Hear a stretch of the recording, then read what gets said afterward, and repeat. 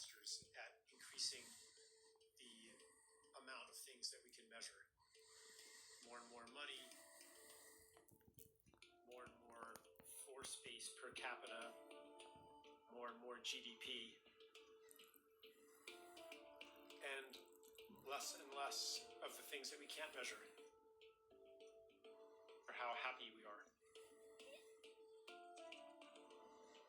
Levels of intimacy. The authenticity of our communication. Aesthetic pleasure. How much beauty there is in our experience. Fulfillment. So that we come to a point where we're apparently very, very rich. I just read an article in the Wall Street Journal about how civilization is such a great success. There are fewer people in poverty than there were a generation ago. There are fewer people getting killed in wars.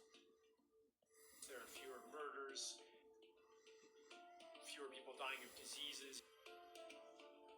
Even fewer people dying in plane crashes and car crashes. People are smarter. The average IQ level is 30 points higher than it was 50 years ago, et cetera, et cetera. It's like, yeah, things are just great. Everything is awesome in terms of what we measure. But what about the things that we do not measure? Or the things that we can't measure? Or the things that are unmeasurable?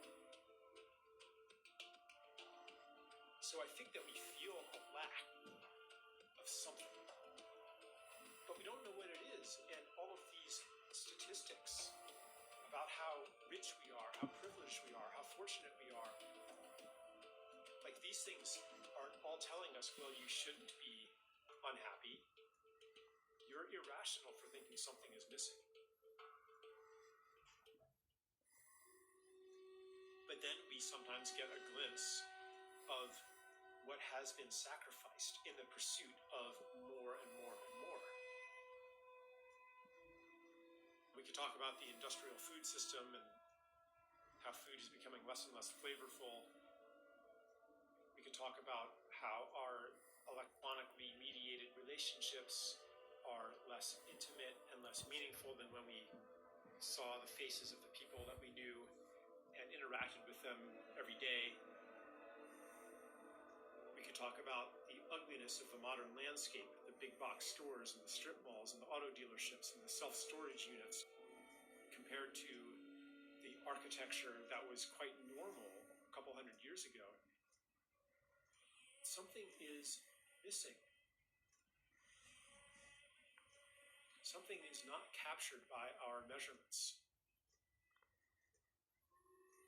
And that always leaves us hungry for this missing thing.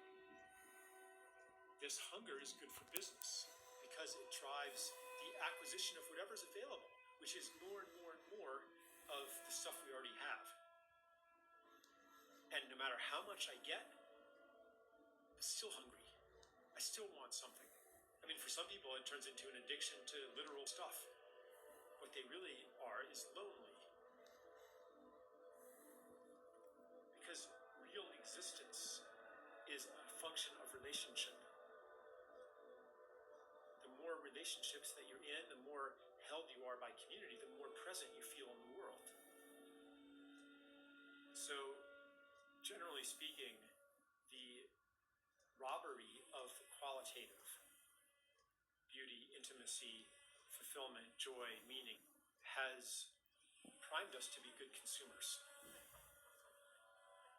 And then we turn around and blame the symptom, blame the greed, blame the selfishness,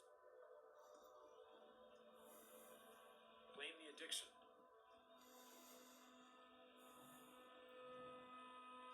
As if you weren't actually hungry. Yeah, you're hungry. It's just not hungry for stuff. Not hungry for the things that are offered. For something else.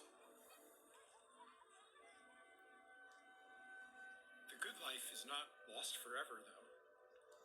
We are recovering our memory of it,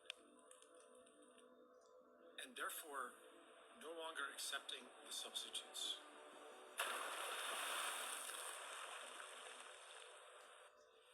And we feel grateful to those who have remembered the truth this whole time.